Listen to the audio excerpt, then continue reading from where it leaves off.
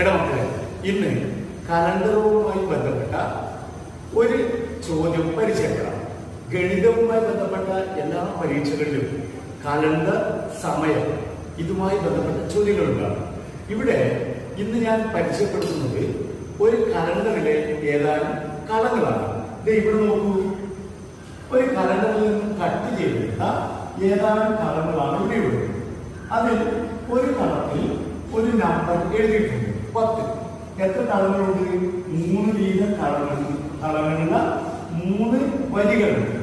അപ്പോൾ ചോദ്യം ഇതാണ്, ഈ കലണ്ടറിലെ എല്ലാ കളങ്ങളുടെയും അക്കങ്ങളുടെ തുക എത്ര? ചോദ്യം ഒന്നുകൂടി പറയാം. ഈ കലണ്ടറിലെ കളങ്ങളുടെ അക്കങ്ങളുടെ തുക എത്ര? ഇങ്ങനെ വരുമ്പോഴേ നമ്മൾ ഏറെ ഒന്നും ചിന്തിക്കരുത്. ഉടനെ നമുക്ക് ഒരു നമ്പർ തന്നിട്ടുണ്ട്. ഈ നമ്പറിന്റെ തൊട്ട് മുന്നിലുള്ള നമ്പർ നമുക്കറിയാം, 1 കൂട്ടിയാൽ മതി. ഇവിടുന്ന് 1 കുറച്ചാൽ ഇവിടെയുള്ള സംഖ്യ കിട്ടും.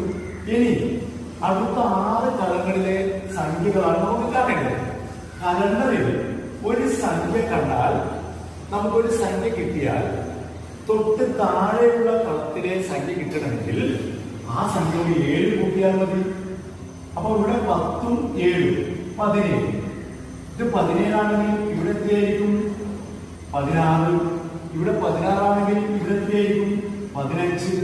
ഇനി 15നോട് 7 കൂട്ടിയാൽ ഇവിടെയുള്ള സംഖ്യ കിട്ടും.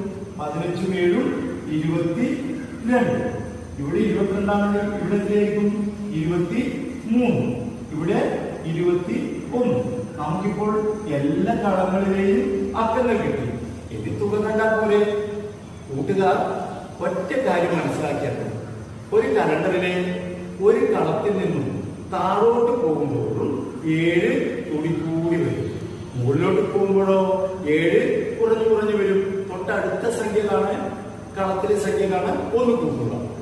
തൊട്ട് പിറകിലെ സംഖ്യ കാണാനോ 1 കുറച്ചാൽ മതി. അപ്പോൾ നമുക്ക് എല്ലാ കളങ്ങളുടെയും അക്കങ്ങൾ കിട്ടും. പിന്നീട് നമുക്ക് തുക കണ്ടാൽ മതി. അപ്പൊ ഇതിലത്തെ തുക കാണാൻ ഇനി കൂട്ടുകാർക്ക് കഴിയില്ലേ? തുക കണ്ടു നോക്കൂ. All the best.